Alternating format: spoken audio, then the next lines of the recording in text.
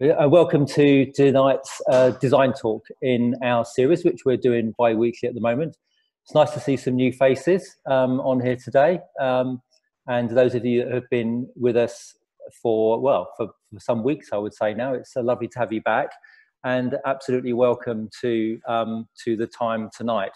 So I think it's always interests me in our design talk series when we have new people on, and tonight is going to be one of those, and a very interesting subject which I will come to in a moment.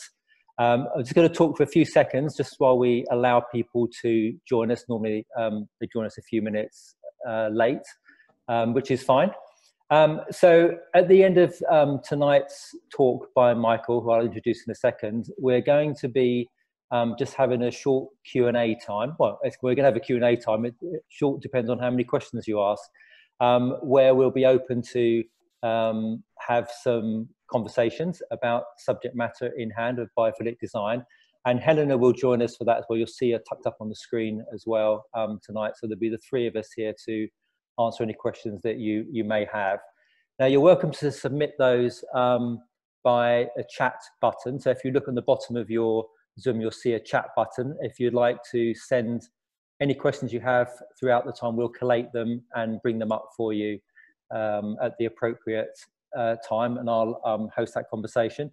If you have struggles with the chat button, you can use design@themyerstouch.co.uk, and we'll be picking up emails on that tonight as we do that. So it would be useful, I think, particularly for Michael to know tonight, those of you that are actually what we would generally call residential clients, looking at your own home and a residential project. And also some of you I know, because some of the names will be actually architects, interior designers, and have a slightly different perspective from the subject matter tonight. So if you wouldn't mind just popping in the chat button where you're from, location-wise roughly, and then whether you're a professional client or a residential client, that will help Michael in just framing the conversation appropriately with the right amount of detail for you. So hopefully that would be good. So two things, just as those that have joined us, if you want to use the chat button to submit questions for the end, or the design@themyerstouch.co.uk. Thank you, Hannah and Annalise and Rachel for submitting those questions now. So that's really great. Michael, can you see those okay on the chat box? Yeah. Okay. Where are we? Okay, now I can see them. Yeah. Good. Okay, well, you watch that. So just to quickly just mention that for those that you don't know, we do a series of design talks every 2 weeks, different subjects. Sometimes we have guests, sometimes it's me, sometimes it's Helena, and sometimes it's both of us. The next design talk after this one is on the 9th of September, a yet to be written presentation, so fingers crossed on that one. And it's called Do Designers Play It Safe? And it's a personal bugbear, I suppose, of mine. I was interviewed at an exhibition in Birmingham at the beginning of the year, and the whole question was actually raised on this whole point of do we as designers play safe with projects, particularly sometimes in the commercial world, but with people's houses and people's homes as well. And what is the point of stretching things and going beyond the norm and the process like that? So that's what we'll be doing. So that's on the 9th of September, and if you're on email list, that will come out as ever with probably a short introduction video and how to subscribe to it. So anyway, without further ado, I'd like to introduce Michael Annabelle from Simatic. Michael I've known actually not really that long, probably the last year or so, when he joined the UK team. He comes from a very strong background in design, in the fashion world, and strength of business management roles within the fashion world. And I'd probably say, you could correct me if I'm wrong, Michael, but biophilia has become a bit of a passion of yours since you've joined Simatic, and it's actually been something that we've been kind of doing and talking about at the Myers Touch here for some time, and we have a number of projects in which we've included planting as part of the kitchen design. We even have in our studio here, which you can't see, one of our displays here actually has that. And if you've joined some of our talks over the last few weeks, you would see some of those projects that have that included. So without further ado, I'd like to pass over to Michael for about 30 minutes, maybe 40 minutes, and then we'll move into a Q&A time. So over to you, sir. Thank you very much. Thank you for the intro. So good to be here. As Keith obviously has explained, biophilia has been somewhat of a topic that I've been discussing a lot recently, to the point where, you know, I'm calling partners and studios all across the UK, and the first thing they're going to say is, Michael, are you going to talk about biophilia again? So it's quite an ongoing topic. It's one that's really gained quite a lot of traction recently. So we're really excited to hopefully play a really positive role going forward in that topic. A little bit about me. Obviously, Keith has mentioned that I come from fashion and background, and the reason why I want to talk a little bit about me is because I saw the benefits even before I really entered the design industry. I saw biophilia play a really big role in actually just increasing performance levels in fashion stores, and in the offices that we used to have over in Tommy Hilfiger, Calvin Klein, and French brand the Couples, which is a really premium brand. And we'd always try and incorporate as much of a holistic and wellness approach, and include, you know, nature, plants, materials, marbles, all that sort of thing within the design scape, which worked really, really well. And it's always, you know, great for culture and great for yeah, like I say, just making people feel more productive. So as an introduction, obviously, to the topic, I hope everyone is kind of a little bit aware already, but really biophilia is quite simple. For me, it's just the love of nature. It's as simple as that. It's we know that science tells us that nature and natural things are really good for us. They make us feel better, and they bring really good restorative qualities. I think one of the stats that I read quite recently was something at 88% of people that there was a study going on at the National Trust that said that spending time in natural surroundings was really good for their well-being. It was good. It made them feel calm.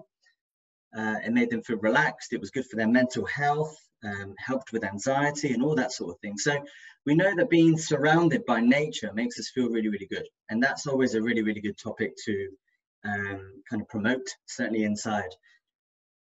If we go on to the next slide, I'm just going to have a look at the introduction here. So, I mean, going into the kind of complexities of biophilia, there's 3 chapters. The first chapter has 14 pillars, which is actually really relevant to what we're trying to achieve with Seamatic here, and obviously all of our wider studios, particularly the Myers Touch. Then the second pillar is more about the external relationship that the building has with the surroundings, and we're not really massively involved in that, so I won't really go on too much on that topic there. So what is biophilia design? So we've identified that biophilia design is a concept that was kind of mostly used within commercial properties, and it's used within the design industry to increase occupant connectivity to the natural environment through the use of direct nature, indirect nature, space and place conditions. So it isn't just about herbs and plants. It really is so much more wide-ranging than that one insular topic. Here I've written down that people spend 90% of their time indoors. So we need to explore why the design and the materials that surround you can play a really big role in your well-being. I also found a really interesting stat that said that 80% of the buildings that we currently live at this moment that will be built in 2050, so 30 years away, will be standing now. So to expand on that further, there's 20% more buildings that are going to be created in the next 30 years. So we need to learn how to maximize the quality of our well-being, the quality of the properties that we've got that enhance our health. That some of them are, you know, 200, 300, 400 years old, and they're not really necessarily designed to be necessarily great in terms of natural light, great in terms of air quality and all the rest of it. So we have to learn how we renovate better, and we need to learn how to really manipulate the scenarios and the spaces in order to kind of maximize our health. Evidence also is evidence of research that I was reading a few months ago also suggested that particularly from forest countries like Scandinavia, Japan, Australia, so on and so forth, suggest that using timber or veneers or even walls as furniture play a significant part in reducing your heart rate and your blood pressure. So it's a really fascinating subject in terms of the way that it can actually manipulate your health subconsciously. Now, subconscious is the big buzzword here, because there's a lot of topics that I'm going to be going on about that actually they only need a little bit of a kind of an alignment, or even just a remembrance that actually, yeah, that does make me feel really good, or plays a key role in my productivity. But it does it kind of secretly, which I think is really quite key. So why is biophilic design important? As explained just then, biophilic design can play a big role in reducing stress. It can enhance creativity, improve your clarity of thought, as well as your well-being, and have restorative qualities such as healing. Biophilia is a humankind's innate biological connection with nature.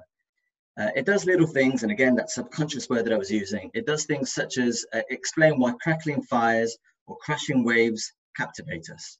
It also explains why we pay so much more to have a sea view, because we really get enthralled by waking up, having a look outside and seeing nature in its full glory.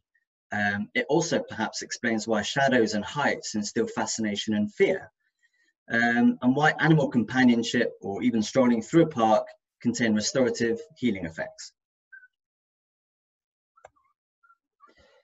I'm just going to move my image here so I can read the text. Okay, so open plan living, which is a wider debate at the moment, but it's still a massive, massive feature. And I think it's going to be a continued feature for many, many decades. But we need to understand how we can navigate that better. We at Seamatic feel that we've got the tools to really succeed in this topic. With the right relationship with your the designer. So for example, if you're a client that's really looking perhaps to invest in a new kitchen, it's absolutely pivotal that all of your priorities in a design is really understood emotionally from your designer. Okay, so understanding customer desires. I mean, I've already just touched on that slightly anyway, but identifying the responses and the outcomes. There might be some people that are really motivated towards functionality, and obviously functionality, which has previously been quite a German kind of approach. We're really, really proud, obviously being a very premium German brand, that we really have really achieved supreme kind of excellence, really, I would say, with regards to perhaps our functionalities, our design, the fact that we can, you know, allow 33% more capacity in most cupboards than any other brand is really impressive. By doing that, we're doing it with real slick design still. It's not, you know, just making it look busy. But also, there's one thing being functional, but we need to bring emotion. We know that actually, especially in this day and age where, you know, with the world as kind of chaotic as it is at this given time, we need to bring the simple things in life. You know, the fact that we want to spend more quality time with our family, the fact that we want to, you know, maximize just generally our well-being and our routines. And by doing that, we need to be more talking about design from a more emotional perspective. So these are the first 14 pillars from chapter 1 of biophilic design. They look quite complex, but I added this to simply prove that there are sources that back up every single element, health element that I will raise as the presentation goes on.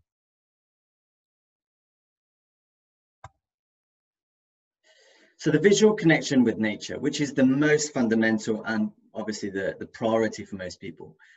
It's a view of elements. So for example, particularly natural materials. So here with the Seamatic kitchen, what's really fascinating in my opinion about this kitchen is that when it was first launched, which is stunning and simplistic and pure as it looks, it was really to showcase the grain pattern that and the form that it creates, the fact that we can create cupboards and furniture completely aligned all the way through. But actually for me, it's so much more, and I get quite passionate about this because what this does is it showcases not only do we have a wonderfully natural veneer material that's looking stunning, but we've got really simplistic natural stone throughout. We've got a wonderful green view in the background, which is a real good coordinated kind of relationship again from both the kitchen designer and the architect, so it maximizes that. Nice, lovely, simple wooden bench there or stool, and then the metal countertop, which again, obviously, you know, perhaps that's not quite the most natural element or fabric, but what it does do is that it's a hot rolled steel countertop. What that does is it leaves imperfections and personality and grains on the very top, which is really in keeping with that whole room. So I think the overriding element of this is that the visual connection with nature really brings a health benefit. So two things. One of them, it brings it reduces your heart rate, and it you know, reduces your blood pressure. Well, it's good for your heart rate, sorry. It does also improve your mental attentiveness, as it's written there, which is always good. But the other element that I wanted to bring is the fact that, yes, timber and veneers and all those natural stones and all of those materials play a really, really key role in this one. But let's not forget, we've got wonderful laminates in this day and age. Now, laminates will not play as a pivotal role because subconsciously you know that it's not a real wood. So that actually takes away that subconscious feeling. But if, for example, there's customers that don't quite, or perhaps quite, you know, not afford the veneers or whatever it may be, laminates can play a really, really good role. The finish and the laser edging that you see nowadays is really, really strong. And I'll challenge many people to look at it from even close up and tell me whether it's real or fake. So number two, non-visual connection to nature. So these are your senses. This one's really, really important in my opinion, because we've, you know, it's a really, really important feature to have somebody walk in a room and really just kind of discover the personality of a room through the five senses, whether it is your taste, your smell, your touch, all of those different elements, the grains that you're seeing. You know, even for your everyday kitchen, myself, I use air diffusers. Again, that's another sense. And for me, it plays a really, really big role. If we move over, so I'm swapping all of the camera angles so I can read the writing, but part three, the third point on chapter one is the non-rhythmic sensory stimuli, which is a really geeky word for something super simple. It's simply something which is a calming movement that you it's a complicated name for something very simple. It's a calming movement that you see in things like the flickering flames of a fire, ripples of pools of water, or the calming sense of movement that you see when the wind blows all the leaves from a tree. What this does, again, that subconscious word is, you think about perhaps a moment where you've had a bonfire, or there's been a pub with a wood burning stove, or whatever it may be, and you gravitate to it, you have a drink, and you actually enter into a deeper self-conscious, unconscious motion of communication. So what that does is you have a deeper discussion. You forget the outside world. You're having, you know, it allows your inhibitions to kind of let loose a little bit. Obviously, it's quite primal as well to have something of that nature. It adds warmth and feel, and from a health perspective, it does really positive impacts on blood pressure, which is good. So it's just kind of your non-rhythmic flows here, which is a really important, again, from a health perspective, thermal and airflow variability. Now, going back to my original point, which was the fact that 80% of our buildings that we see today will still be here in 2050. Not all of them will be obviously very old, but the majority, you know, we live in England, there will be. So we need to understand little quick marginal gains that will help us, like even little things like opening both sashes in a window. You know, that I was having a discussion with one of our partners recently. They didn't realize the benefits of that. So forgive me if I'm sort of going through basics here, but you know, the warm air will exit from the very top of the sash, and then cold air will enter from the very will enter from the bottom. So yeah, in that, I didn't explain it very well. So it exits on the top, enters on the bottom, and what that does is it allows the room to be fresh. It doesn't, you know, it allows humidity to not really prosper, and it does so much for your well-being. Even air diffusers play a big role in reducing humidity, which obviously we all know humidity doesn't have the best impact on perhaps furniture and things like that. Now the quick win which we all see in this particular image, which is our wonderful urban display, is the fact that on this very bottom right, you can see the fact that it has a herb garden.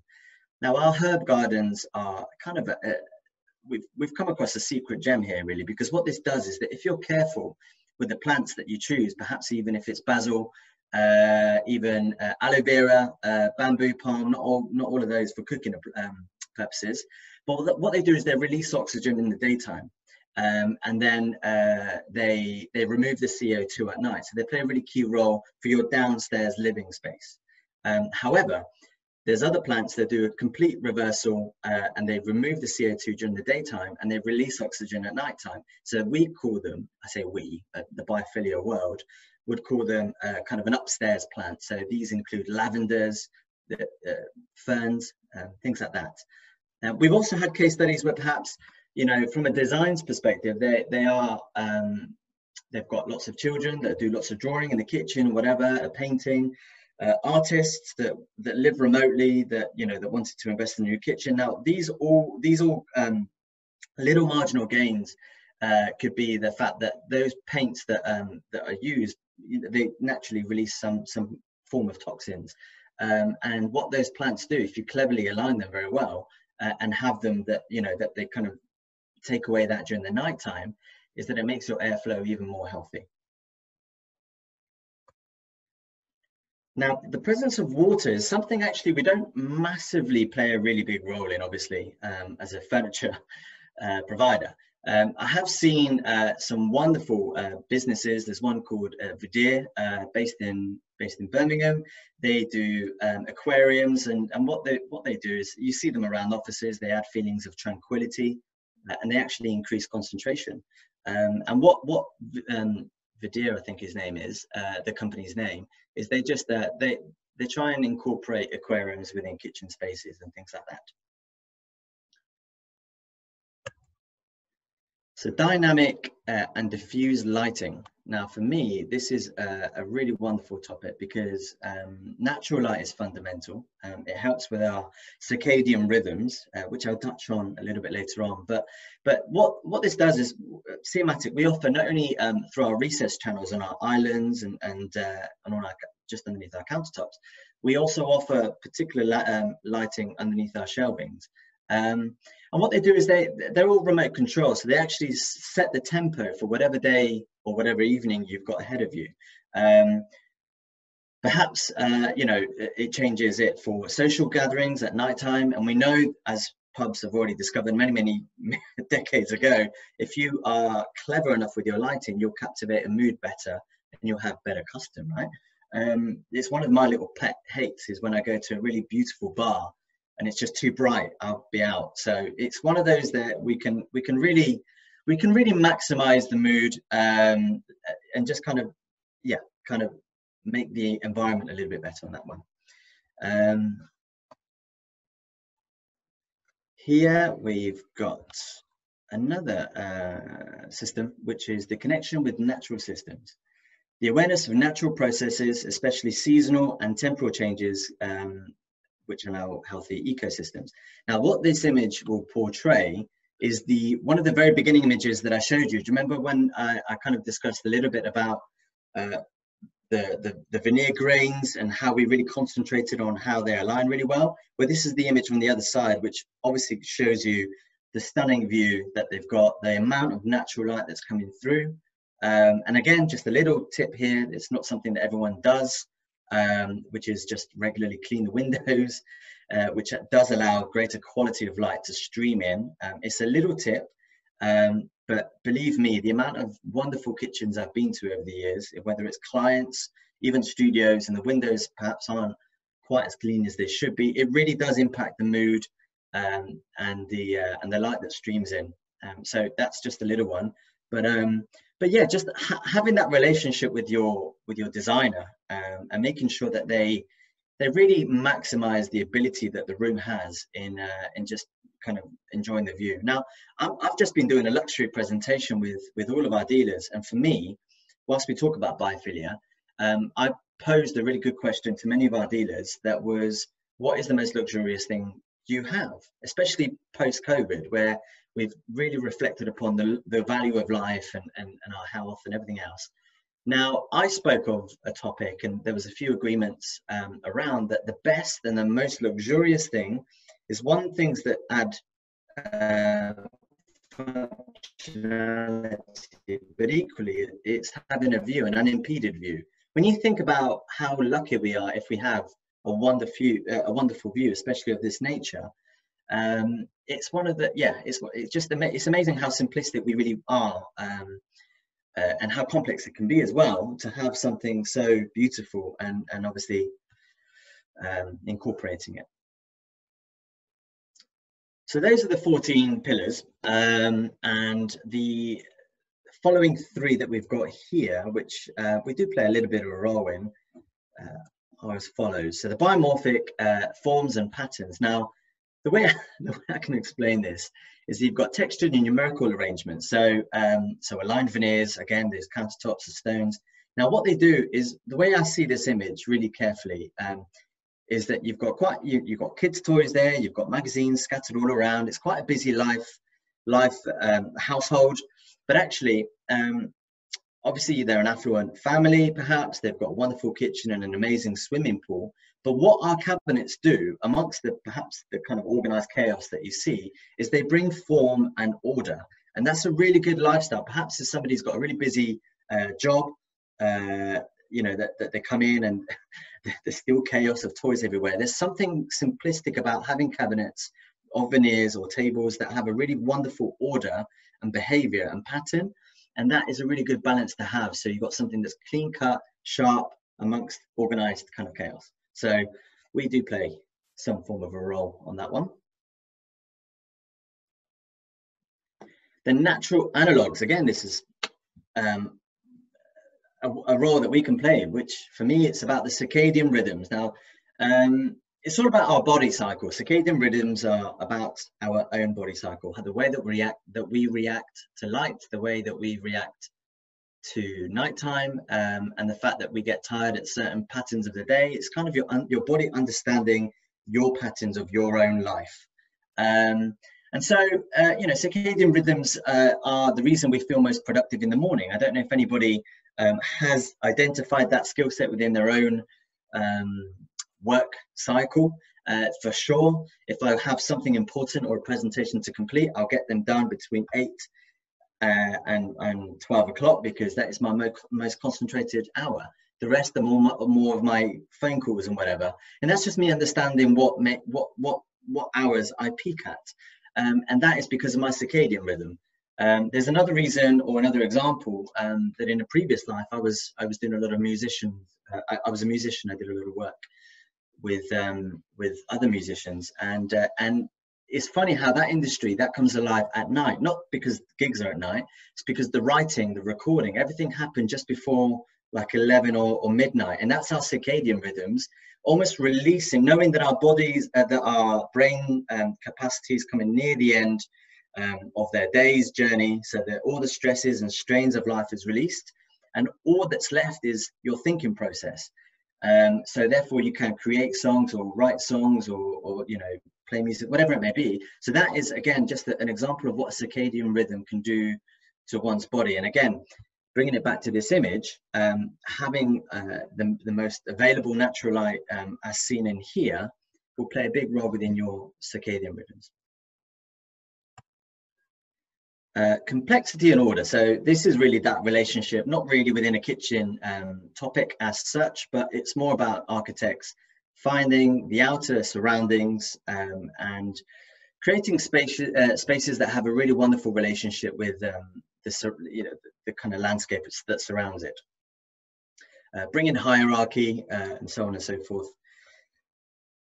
But yeah.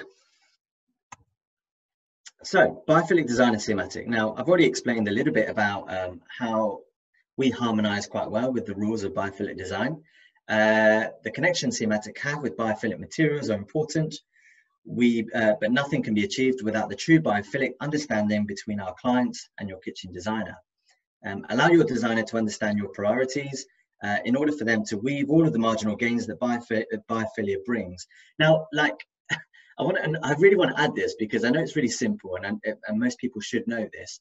But when it comes to cleaning your windows, or I don't know, I guess adding dehumidifiers, or opening the bottom or the top sash, or both of them, as you really should, they're all quite simple processes. But if everyone does them now and again, these are all 1% that, if there's 10 elements to it that biophilic design can help you with, that's a 10% increase in your airflow, or whatever it may be. It all adds up. It's the kind of rules of marginal gains, really. And I wanted to highlight this picture, even though we don't necessarily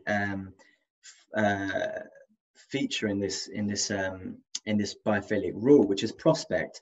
It's kind of an unimpeded view. It's that relationship that a client, again, has to have with your designer in order to understand what you want to achieve. So if you want to have a kitchen that's really multi-purpose, that's obviously got lots of entertaining involved, but equally in the daytime, you've got lots of work to do, and you want that to be also a versatile kind of desk, then try and incorporate something that can have outside views of a garden, something that will, again, allow nature to sort of play its little role in some way or another.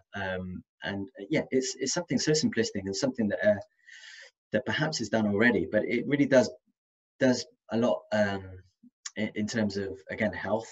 It reduces fatigue, and it increases motivation. Okay, so as an overview, much of the studies of biophilic design was to discover what are the key attributes for human happiness. Now, many associate job status, money, and so on and so forth as key indicators of success. However, studies have revealed that the formation of strong bonds with friends and family are the leading elements of human happiness. So that brings to me, as a full cycle, that relationship architects and designers have. I mean, really, their big remit, everyone's remit, is to ensure that we improve the client's quality of life. And how do we do that? Obviously, there's so many factors and facets to really play within that. But I do believe that having a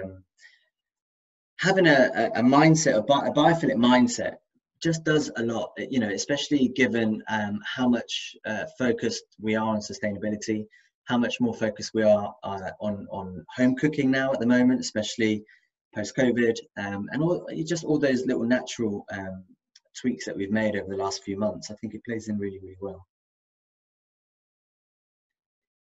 I think I probably went a bit quicker than I suspected. So yes, I'm about half an hour when I thought I was going to be about 40 minutes. However, I'm more than happy to have a wider discussion or answer some questions if anyone's got any written down. So there's nothing come through at the moment. Do you want to drop out of the screen share, Michael? And yeah. And then we can all come back and so we can see everybody. Hello, everybody. Good. So yeah, if you'd like to ask, Steve, are you asking a question there, or are you just saying hello? Saying hello. Good to see you, sir. So yeah, so if you have any, I'll just quickly check my phone. Any questions you would like to ask Michael with regard to?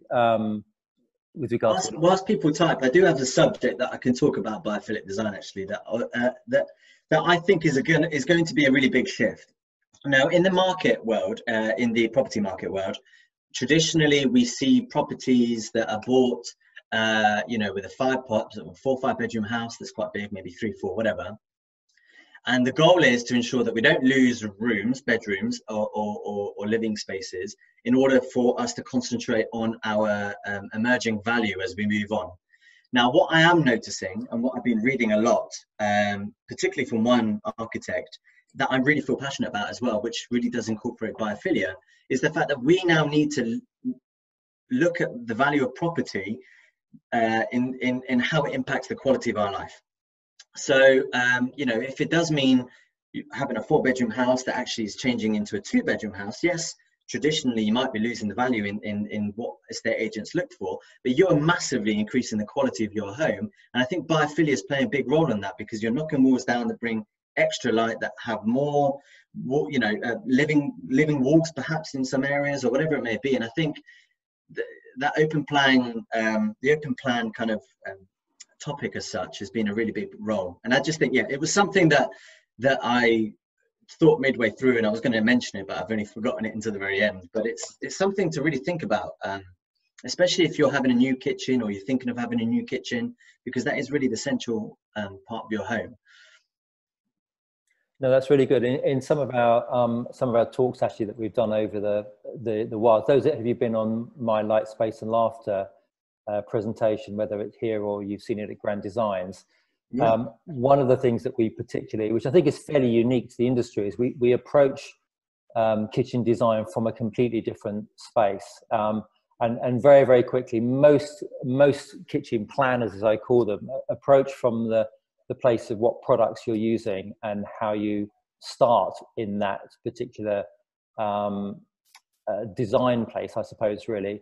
And in one sense, although products are important, it's not actually where things start. I mean, I think what Michael's talk tonight has really done is open up the concept of what one could just consume is sticking a couple of plants in the kitchen. Well, where's the design in that sort of thing? Most people have a few plants on their worktops, but actually biophilia design is actually encompassing a much broader and wider space. So at the Myers Touch, we start from the concept of what we call transcendence, which is the feeling of design, is how things feel when you walk into space. And actually that's really different, because that's different for every person, it's different for every circumstance, every house, every building. Architecture speaks many different languages, and trying to translate that down into the next level we call community. And community is about creating places that draw people to them instinctively and naturally, and also connect with the outside world and create that great big kind of indoor feel. And then we go into lifestyle, which is the way you live, and then product, because at the end of the day, something has to be installed. I'm redoing that talk in about a month's time on our design lecture series, but I did upload the last one to our YouTube channel if you wanted to jump ahead and see that a little bit earlier in the process. But it is really, really important that as you approach a project, that you approach it from the right design process, because to get to the right place, you have to follow the right path.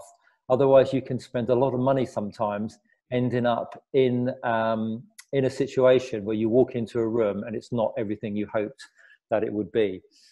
So, well, we don't seem to have any questions through, which is excellent in one sense. Michael's obviously answered all the questions, and hopefully everybody is happy. We've got a few minutes left, so if anybody wants to open up to a wider topic area for the moment. Thank you to Hannah. Hope that was helpful. So she seems to have enjoyed your talk, Michael, which is good. So yeah, if you want to open up to any wider questions, please feel free. We'll hang around for a couple more minutes. If nothing happens, then we will wind up, and wish you all the very best for the evening, and look forward to seeing you on the next talk, which, just to remind you, while I'm doing my infill bit as a DJ, it's the 9th of September. Do designers play it safe? And actually, I think they do, obviously, otherwise I wouldn't stress the subject. But how can you confidently move into a place where it's not safe? And I'll tell you just an example of what I mean by safe design. If you look at the contract market, which I think is a very common thing, people would just say, oh, we'll just stick in a shaker kitchen in a soft grey colour, you know, nice worktop, a few taps, and away we go. And there's this thing is certain styles of kitchen can create certain feels about the environment and the space. And because people aren't confident with design, they make safe choices, not adventurous choices. And I see the logic with that. Why, you know, at the end of the day, why do we sometimes book package holidays and go to somewhere? Because someone else has taken the responsibility of looking at the hotel and checking the flights out and making sure things all planned and the food's okay. And if you go to the right thing, you don't have to do that work for yourself, rather than booking your flights and booking your taxis and booking your transfers and booking your hotel and booking your meals, all that. So there's a risk involved. So a lot of clients will go the safe route really quickly and really easily, because that's within their competence level and is capable, and they end up with a safe outcome, which can be nice and it can be comfortable, but it doesn't really reflect the best it can be, and it doesn't have to be any more money either. I think that's the most interesting thing. So oh, that's Hannah. No, Annalise, no questions, but informative talk. Thank you very much. Yeah, Hannah's calling bad designers and Caroline. Hope you guys are well done there with your new kitchen, which is really nice. So anyway, I think that's probably it for us for tonight. Really appreciate your time. Particular thank you to Michael, who, as we said, could have done the evening without.